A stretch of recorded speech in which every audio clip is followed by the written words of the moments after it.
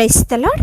దేవుని పరిశుద్ధమైన నామంలో మీ అందరికీ ప్రభు పేరట మా శుభములు తెలియజేస్తున్నాము.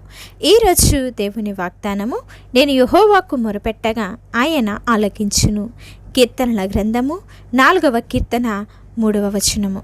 ప్రియ సహోదరి సహోదరులారా, భక్తుడైనటువంటి దావీదు గారు ఈ యొక్క కీర్తన తన యొక్క కుమారుడైన అబ్షాలోము తిరుగుబాటు చేసి మరి తన తండ్రి ప్రాణాన్ని తీయాలని చెప్పి తరుముతున్నటువంటి సమయంలో, తన ప్రాణానికి ముప్పుగా మారినటువంటి సమయంలో దేవాది దేవునిపై ఉన్నటువంటి విశ్వాసముతో రాసినదే అండి ఈ యొక్క కీర్తన. మరి దావీదు దేవాది దేవుణ్ణి అడుగుచున్నాడు కదా, నాకు ఇరుకులలో విశాలత కలుగ చేసింది నీవే అని చెప్పి తన జీవితంలో గతంలో దేవాది దేవుడు తన పట్ల చేసినటువంటి కార్యములను, మేలులను, ఎదురైన ప్రతి ఒక్క కష్టకరమైన పరిస్థితులన్నిటిలో నుంచి కూడా విడిపించిన ప్రతి విధానాన్ని జ్ఞాపకము చేసుకొని తను ప్రస్తుతం ఎదుర్కొంటున్న ఈ కష్టకాలంలో కూడా దేవుని యొక్క సహాయము కొరకు దావీదు గారు దేవుని సన్నిధిలో మొరపెట్టుకునిచున్నాడండి. నేను మొరపెట్టగా యెహోవా ఆలకించును అని ఎవరైతే తనను అవమానిస్తూ అబద్ధాలు ప్రచారము చేస్తూ మరి దావీదు మీద వ్యతిరేకముగా తిరుగుబాటు చేస్తూ దావీదుని సంహరించాలని చూస్తున్నారో వారందరికీ కూడా హెచ్చరిక చేస్తున్నాడు.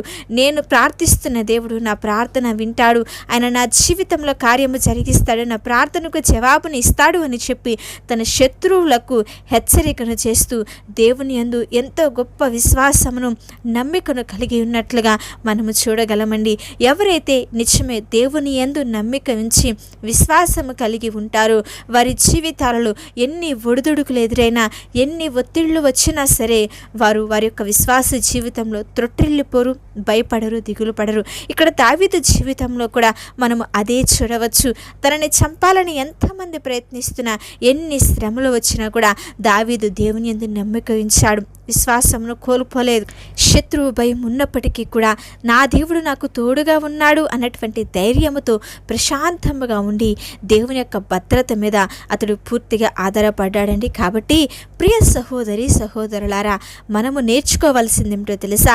మన జీవితాలలో, కుటుంబాలలో, లేకపోతే మన యొక్క ఆత్మీయ జీవితంలో పరిస్థితులు అనేకంగా వ్యతిరేకంగా ఉన్న, అనేక మంది నీ మీద వ్యతిరేకంగా లేచినప్పుడు కూడా భయమునకు లోను కాకుండా ఆ దేవాది దేవుని మీద గనక మనము భారము వేయగలిగినట్లయితే ఆయనే ఎదురైన ప్రతి ఒక్క భయంకరమైన పరిస్థితులన్నిటిలో నుంచి కూడా తప్పించి మన జీవితాలలో శాంతిని అనుగ్రహించి ప్రతి ప్రార్థనకు కూడా జవాబునిచ్చి నడిపించి విడిపించే దేవుడై ఉన్నాడు.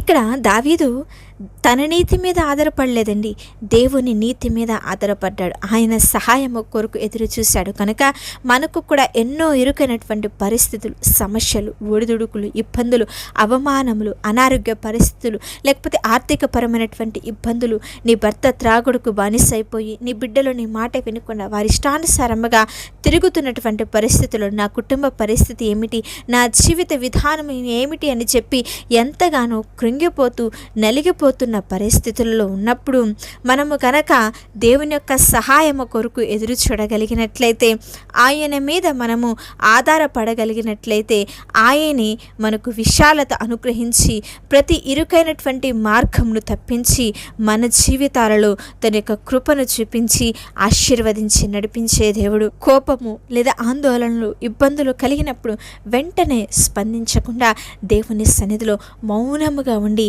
మన హృదయములను పరీక్షించుకొని దేవుడు చేయబోయే కార్యముల కొరకు ఎంతో ఓపికగా మనము ఎదురు చూడాలండి. లోకమిచ్చే ఆనందము తాత్కాలికమని చెప్పి, కానీ ఆ దేవాది దేవుడు మన జీవితంలో ఇచ్చే ఆనందము శాశ్వతమైనది అన్నటువంటి విషయాన్ని మనము గుర్తించుకుంటే ఈ లోకపు నిందలు మనలను ఏమీ కూడా చేయలేవండి.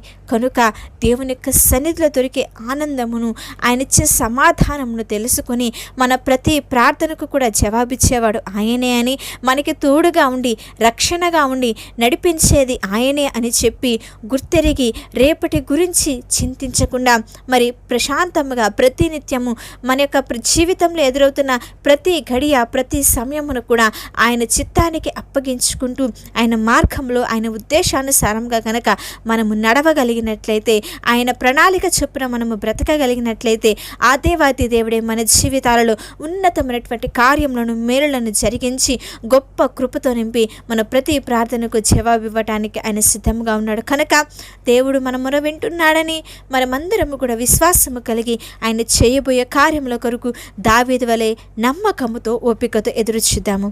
చిన్న ప్రార్థన చేసుకుందాం. ప్రేమామయుడా, కృప కలిగిన మా తండ్రి, ఉన్నతుడా, మహోన్నతుడా, ఘనమైన శక్తి కలిగిన నామమునకే స్తోత్రములు చెల్లిస్తున్నాం. నేను మొరపెట్టగా యెహోవా ఆలకించును అని దావీదు సెలవిచ్చుచున్నట్లుగా, అవును ప్రభువా, మేము మొరపెట్టగా మా యొక్క మొరలను ఆలకించి నడిపించే దేవుడవు నీవే కనుక దేవా, ప్రతి ప్రార్థనకు కూడా మీ యొక్క చిత్తానుసారముగా జరిగించి కృప చూపించి నడిపించమని వేడుకొనిచున్నాం. దావీదుకు ఎదురైన కష్టతరములలో, ఇబ్బందికరమైన పరిస్థితులలో అతనికి తోడుగా ఉండి నడిపించి జయజీవితమును అనుగ్రహించిన దేవా, మా జీవితాలలో కూడా మాకు తోడుగా నీడగా ఉండి ఆశీర్వదించి ప్రతి ఒక్క ఇరుకులలో అన్నిటిలో నుండి విశాలత కలుగచేసి సమృద్ధిని దయచేసి కుటుంబాలలో, జీవితాలలో నెమ్మదిని, శాంతిని, సమాధానం అనుగ్రహించి కృపతో నింపి బిడ్డలందరి జీవితాలలో ఉన్నతమైన కార్యములు జరిగించమని యేసు శక్తి కలిగిన నామంలో అడిగి వేడుకొని ప్రార్థించుచున్నాము తండ్రి, ఆమేన్. అలాగే మీ యొక్క ప్రార్థన అవసరతలు మాకు తెలియచేసిన యెడల మేమందరం కూడా మీ గురించి ప్రార్థిస్తాము. దేవుని ఉన్నతమైన కృప మీకు, మీ కుటుంబాలకు తోడై ఉండి నడిపించునుగాక.